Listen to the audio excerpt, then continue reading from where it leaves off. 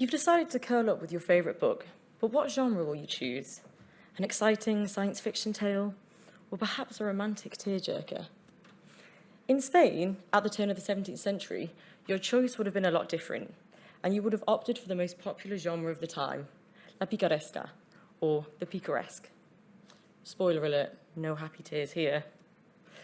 La picaresca centres around the adventures and mishaps of a rogue, or picaro. Coming from a lowly family, but determined to make the best in life, they travel around, they serve different masters, but eventually they succumb to a life of stealing, begging and cheating, forever an outsider on the periphery of society. It sounds pretty dismal, right? But it was this exaggerated narrative, laced with hypocrisy, which garnered an interest in la picaresca in Spain at this time, as readers not only found it comical, but also relatable. Given the declining era of Spanish history they lived in, they took comfort in knowing that the picaro always had it worse. But Spain moves on, and so does its readers.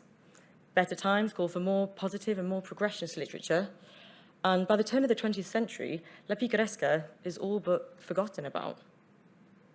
Until disenchantment starts to rise again. A pessimistic realism sweeps over the nation after a series of defeats in war, political instability, and economic uncertainty, paving the way, once again, for this familiar literature to re-emerge, depicting a lowly picaro on the fringes of society.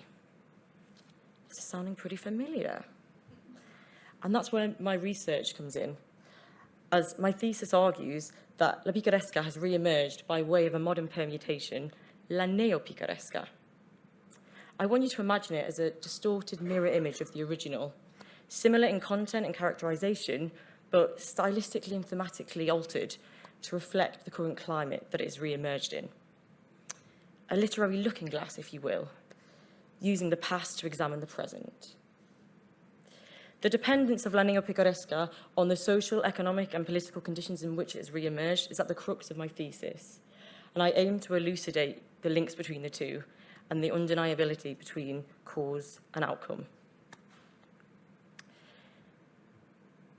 La picaresca has proven that although a book may come to an end, the genre, its legacy, and its deeper meaning lives on. And so, when you go to bed tonight and decide to curl up with your favourite novel, instead of opting for your usual Harry Potter, why not give a novella picaresca a try?